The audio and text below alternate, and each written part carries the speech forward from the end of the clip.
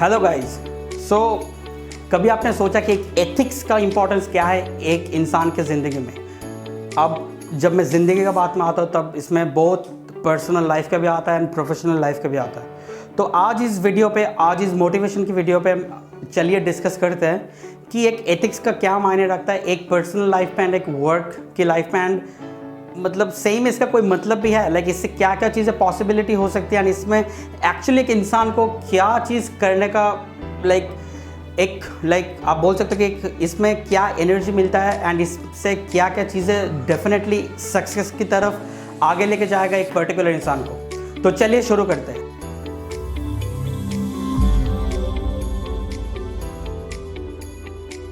तो personal ethics actually work ethics से different होता है। ये आपका माइंडसेट होता है, बेसिकली आपके माइंड के अंदर एक फ्यूल होता है। जैसे गाड़ी को फ्यूल की ज़रूरत पड़ती है, पर्सनल एथिक्स हमेशा लाइक आपके माइंड का एक फ्यूल होता है, एक ड्राइविंग फोर्स होता है जो आपको गाइड करता है कि आपको ऐसे एक पर्टिकुलर वर्क फ्लो के साथ काम करना चाहिए ताकि आप आपके जीवन में सक्सेस की ओर बढ़ सके।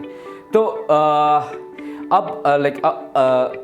आपके पर्सनल एथिक्स, बेसिकली मैं जो ये वीडियो बनाने जा रहा हूँ इसमें मैं पर्सनल एथिक्स तो बोलूँगा ही, पर मैं इस नज़रिए से बोलूँगा कि उस एथिक्स पे फोकस करें जिस पे आपको जीवन में सचमुच के सक्सेस मिल सके। एंड सक्सेस का मतलब मैं आपको ये बोलूँगा कि आपका जो जो डीपेस्ट डिज़ायर है, जो आपको हैप्पी करेगा लाइफ में इवेंचुअली, उस चीज़ को आप परखिए। तो एक्चुअली एथिक्स के अंदर सबसे पहला स्टेप यही आता है कि आप पहले अपने जीवन में ये डिसाइड कीजिए कि आपका सबसे ज़्यादा बर्निंग डिज़ायर क्या है। What is the most important burning desire in your life, जो आपको रात को एक्साइट करता है, जो आपको आपके सबकॉन्शियस में एक्साइट करता है, जो आप ड्रीम करते हो, ऐसा कुछ जो आप करने से मोटिवेट होते हो। किसी को आपको बोलने की ज़रूरत नहीं पड़ती कि तुम ये काम करो, तुम ये करो, तुम वो करो। आप इस चीज़ को सुनते ही आप खुद ही एक्टिवेट हो जाते हो एक मशीन की तरह। एक मशीन को जब जैसे एक ऑन स्विच की ज़रूरत पड़ती है, वो ऑन होने के वक्त जब तक रहता आप ऑफ स्विच को दबाएंगे वो बंद नहीं होता। ठीक ऐसे ही ये बात या कोई एक बात या फिर कोई एक चाहत, ये सुनने के बाद आप ऐसे ही ऑन हो जाते हो कि आप जब तक ना कोई चीज़ आपको डिस्ट्रैक्ट करे या फिर आपका जो मेन मोटिवेशन है वो ख़त्म हो जाए तब तक आप काम करते रहते हो। तो आप पहला स्टेप यही है to understand the most burning desire in your life. आपका सबसे बड़ी गोल या फिर अचीवमेंट क्या है जो आपको लाइफ में पा के आप बोल सकते हो कि आप सक्सेसफुल हो। फिर आता है स्टेप 2, जिसमें आप आप जब भी काम कर रहे हो आपने ज़रूर प्रोक्रेस्टिनेशन के बारे में सुना होगा। ये एक्चुअली दुनिया में एक बहुत ही ज़्यादा प्रॉब्लमेटिक सिचुएशन है और बहुत लोग इससे सफ़र करते हैं। प्रोक्रेस्टिनेशन बेसिकली टाइम वेस्ट होता है, टाइम को वेस्ट करना या फिर ऐसे चीज़ों में खुद को उलझे रहना जो कि आपके लिए प्रोडक्टिव नहीं है। जैसे मोबाइल पे फेसबुक में स्क्रॉल करते रहना दिन आप काम के वक्त कुछ और देखना या फिर हमेशा काम को टालते रहना, इसको प्रोक्रेस्टिनेशन बोलते हैं। तो कभी भी आप काम करते वक्त आपने सुना होगा कि आपके दिमाग में एक वॉइस होता है जो आपको बोलता रहता है कि यार आप अब तो भाई बहुत काम कर लिया, अब थोड़ा सा ब्रेक ले लो, 5 मिनट का ब्रेक ले लो, थोड़ा चाय कॉफ़ी पी लो, बाहर जाओ एक चाय सुट्टा पी लो, थोड़ा बात कर लो दोस्तों के साथ, क्या जाएगा, थोड़ा सा एंजॉय तो करना है, तुमने बहुत काम कर लिया, अब तो थोड़ा रिवॉर्ड बनता है। बट यही चीज़ है ना, वो लिटिल डेविल है जो मैं बोलता हूँ, it's the little devil inside your head that is actually bringing you down every second of your day. तो यही चीज़ आपको उसको बोलना है। याद है मैंने आपको पिछले एक वीडियो में बोला था कि you have to understand the amount of money you are earning per hour. तो जब भी आपको पता चलेगा कि आप 1 घंटे में इतना एक्चुअली अर्न करते हो, तो आपको समझ में आता है कि जितना घंटा आप वेस्ट करेंगे प्रोक्रेस्टिनेशन पे, तो बेसिकली आप उतना मनी ही आप लूज़ कर रहे हो। तो आप जब भी आपके दिमाग पे वो डेविल बोलेगा कि आप टाइम वेस्ट करो, ये करो, आप उस डेविल को आंसर दो कि नहीं, अब मैं अगर इतना टाइम में वेस्ट करूँगा तो मेरा इतना पैसा जाएगा जो तुम मेरे को देने नहीं वाले।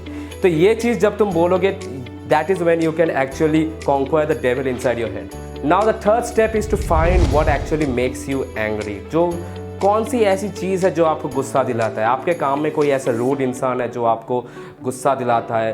कोई ऐसा चीज़ है जो आप अचीव करने के वक्त, कोई ऐसा लोग है जो आपको पीछे धकेल रहा है, आपको बोल रहा है कि तुम नहीं कर पाओगे, ये तुमको गुस्सा देता है, तो उस गुस्से को आप इकट्ठा करो और उसको चैनलाइज करो अपने काम में। आपने अगर मेरा पिछला वीडियो देखा होगा तो वहाँ पे आपको पता चल जाएगा कि आपके 4 इंपॉर्टेंट काम क्या है जो आपको ज़्यादा प्रोडक्टिव बनाते हैं। तो उस गुस्से को उस 4 काम पे लगाओ, चैनलाइज करो और ख़ुद को ज़्यादा से ज़्यादा प्रोडक्टिव बनाओ। एक सक्सेस वर्क एथिक की तरह, एक सिंगल मदर की तरह वर्क करो, जिसमें मैं बाद में बात करने वाला हूँ। गुस्सा एक मोटिवेशन फैक्टर भी हो सकता है, इससे आपको एनर्जी भी मिल सकती है और इसको आप चैनलाइज करके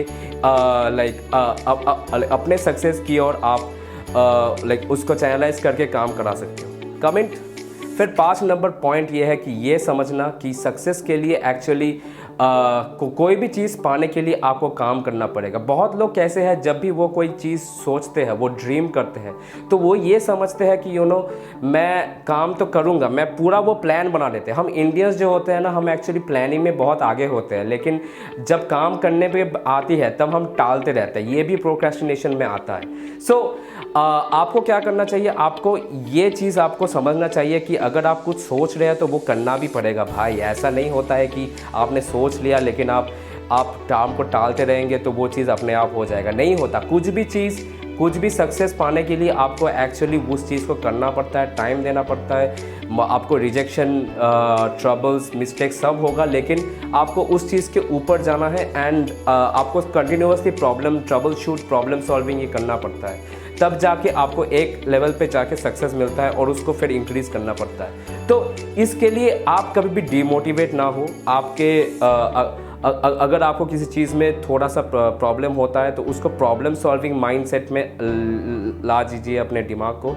हमेशा प्रॉब्लम सॉल्विंग माइंडसेट पे रहिए। तो यही 4th पॉइंट है, do not be demotivated, always keep the mindset that you have to work to get something, you have to work to get some profit, you have to work to get success. ऐसे बैठे बैठे success नहीं मिलता है। To invest in yourself. लोग trading में invest करते हैं, लोग स्टॉक्स पे इन्वेस्ट करते हैं, लोग सोचते हैं कि मैं म्यूचुअल फंड में इन्वेस्ट करूंगा, मैं 30 साल म्यूचुअल फंड होल्ड करूंगा, मैं 50 साल 60 साल की उम्र में मैं अमीर बन जाऊंगा। लेकिन तुम 50 साल की उम्र में अमीर बन के करोगे क्या? मतलब तब तक तो तुम्हारा यूथ, जो तुम्हारा most important part of your life है, वो तो ऑलरेडी चला गया है। तो तुम अमीर बन के एंजॉय कितना ही कर पाओगे? 20 साल तक कर पाओगे एंजॉय? तो बेसिकली बात यह है कि invest in your self growth, invest in your learning. खुद पे इन्वेस्ट करने से तुम वो काम कर सकते हो जो तुमको प्रॉफिट ला के देगा, अभी तुमको पैसा ला के देगा। अगर तुम खुद को, जैसे वर्क प्लेस में अगर बता दूँ, तो अगर आप वो कुछ जॉब कर रहे हो तो आप थोड़े और स्किल्स सीख लीजिए, उससे आपको प्रमोशन मिलेगा। प्रमोशन मिलने से आपको इंस्टेंट सैलरी बूस्ट होगा। अगर आप बिजनेस कर रहे हो तो आप बिजनेस के तरीके को और बारीकी से सीखिए, आप सेलिंग स्ट्रैटेजी सीखिए। बाय द वे हमारा एक सेलिंग स्ट्रैटेजी का वीडियो है, आप कैसे बिजनेस को ग्रो करते हैं, ऐसी चीज़ें दूसरे लोगों से सीखिए। आप कंसल्टिंग कीजिए तो आप अपने बिजनेस को एक्सपोनेंशियली ग्रो कर पाओगे। तो इन्वेस्टमेंट से ज़्यादा पैसा आपको खुद के ऊपर इन्वेस्टमेंट और लर्निंग से मिलता है। ये चीज़ आप जितना समझेंगे ना, तो आपको समझ में आएगा कि एक्चुअली खुद के ऊपर इन्वेस्ट करना ही सबसे अच्छा इन्वेस्टमेंट होता है। खुद के लर्निंग पे हमेशा इन्वेस्ट करना चाहिए। फिर अपना 6ठा पॉइंट आता है, never be afraid to make mistakes हर कोई करता है। ऐसा कोई एंटरप्रेन्योर और बिजनेस पर्सन नहीं है जिन्होंने लाइफ में मिस्टेक नहीं किया है। हम ट्रेडिंग में मिस्टेक करते हैं, हम इन्वेस्टमेंट में मिस्टेक करते हैं, लाखों रुपए हम ट्रेडिंग में गंवा देते हैं, लेकिन हम ट्रेडिंग कभी नहीं छोड़ते या फिर इन्वेस्टमेंट कभी नहीं छोड़ते। क्यों नहीं छोड़ते? क्योंकि हमको पता है कि वो कभी ना कभी जाके वो हमको ये देगा। मैंने एक बुक में एक बहुत अच्छी चीज़ पढ़ी थी जो शायद आपको इस चीज़ में मदद करेगा, इस मेंटालिटी को चेंज करने में, कि जब भी आपको कोई मॉनेटरी या फाइनेंशियल लॉस होता है, हमेशा ये सोचिए कि वो फाइनेंशियल लॉस बेसिकली एक फ़ीस है जो आप दे रहे हो इस चीज़ को समझने में कि मैंने एक मिस्टेक किया है, या फिर उस मिस्टेक का सलूशन को समझने में आपने सोसाइटी को या बिजनेस को या मार्केट को एक फ़ीस दिया है। आप अगर अपने फाइनेंशियल लॉसेस को एक फ़ीस की तरह सोचेंगे कि इस चीज़ को सीखने के लिए मैंने एक फ़ीस दिया है, तो आपके अंदर मतलब ये एक तरीका है इस माइंडसेट से निकालने के लिए कि यार मैं फिर से कभी इन्वेस्ट करूँगा ही नहीं, फिर से मैं वो चीज़, बिज़नेस में मेरे को कोई गलती कर दिया, लॉस हो गया, मैं वो बिज़नेस करूँगा ही नहीं, बल्कि मैं उस मिस्टेक को गलती करके दोबारा वो गलती फिर से नहीं करूँगा, मैं और अच्छे तरीके से वो बिज़नेस को करूँगा। ये माइंडसेट पे आप आ जाएंगे जब आप ये सोचेंगे कि मेरे को जो लॉस हुआ है वो एक्चुअली एक फ़ीस है जो मैंने भरा है, उस मिस्टेक का सलूशन सीखने के लिए या फिर उस मिस्टेक मेरे को खुद को और एक्सपीरियंस बनाने के लिए। फिर लास्ट पॉइंट, और आई थिंक ये सबसे बड़ा पॉइंट है कि अपने आप इतना काम कीजिए कि आपका कंपटीशन हार मान जाए आपसे compete करने के बाद। और इसको मैं बोलूँगा the single mother work ethic. And basically एक सिंगल मदर जो होता है उसके ऊपर बहुत सारे रिस्पॉन्सिबिलिटीज़ होती है। वो सिर्फ अपने बच्चे का एडुकेशन ही नहीं देखता है, वो अपना फैमिली चलाता है, फैमिली का फाइनेंशियल्स चलाता है, इवन वो काम भी करता है। तो काम, फैमिली और बच्चे का एडुकेशन, बच्चे का परवरिश, तो इन तीनों को वो बैलेंस करके अपना टाइम, अपना पूरा डे संभालती है, अपना टाइम मैनेजमेंट मैनेज करती है। तो मैं तो कहता हूँ कि सिंगल मदर से ज़्यादा वर्क एथिक किसी के पास नहीं होता। आपको अगर वर्क एथिक और टाइम मैनेजमेंट सीखना है तो भाई एक सिंगल मदर का आप एग्जाम्पल ले लीजिए। तो work like a single mother. अगर आपको टाइम मैनेजमेंट के ऊपर और भी अच्छा एक डिटेल्ड एक्सप्लेनेशन या फिर एक वीडियो चाहिए तो मेरा एक सेलिंग स्ट्रैटेजीज़ का वीडियो है, success how to crush any competition by doing this selling strategies. वहाँ पे मैंने एक टाइम मैनेजमेंट का एक बहुत अच्छा स्लाइड मैंने आपको एक्सप्लेन किया है, तो आप देख सकते हैं वो। बट बात यह है कि आप अपने आप को इतना काम कीजिए कि आपका कंपटीशन हार मान जाए, आपसे compete करने से डरने लगे।